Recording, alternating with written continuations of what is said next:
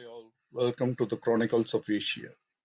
Today we are going to see how to implement a business continuity management system in your organization. Implementing a business continuity management system is a crucial step in ensuring the resilience and sustainability of an organization. Here's a step-by-step guide to help you implement a BCM in an organization. The first step is to establish a BCM policy. You'll have to develop a BCM policy that outlines the organization's commitment to business continuity and the responsibilities of all the employees. Ensure that the policy is approved by senior management and communicated to all employees. The second step is conducting a business impact analysis, BIA in short.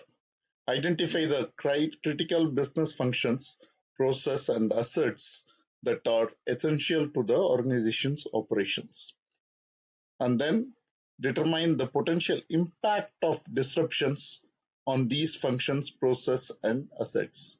Identify the maximum tolerable downtime, which is called MTD in short, and the recovery time objective, RTO, for each critical function.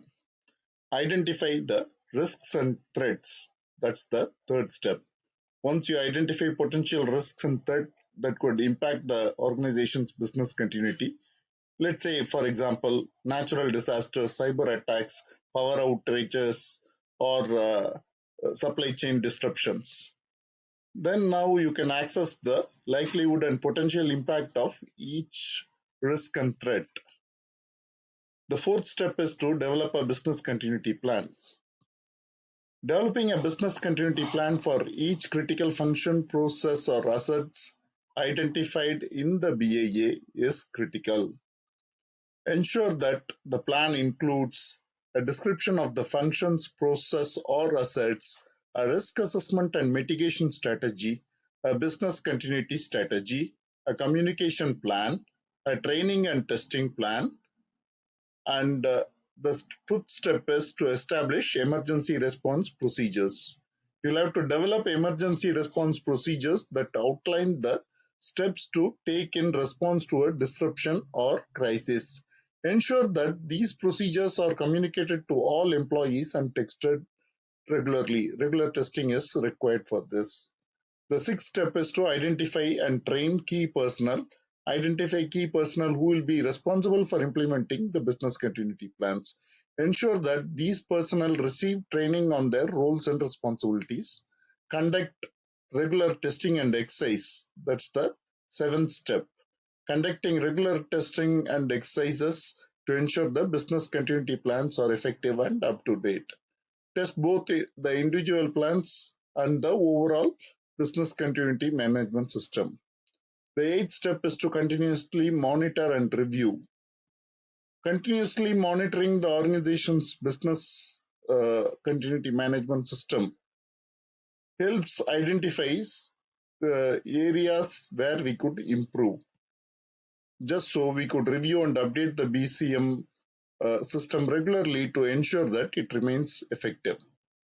Maintaining documentation is the next step. Maintaining accurate and up-to-date documentation of all business continuity plans, procedures, and records.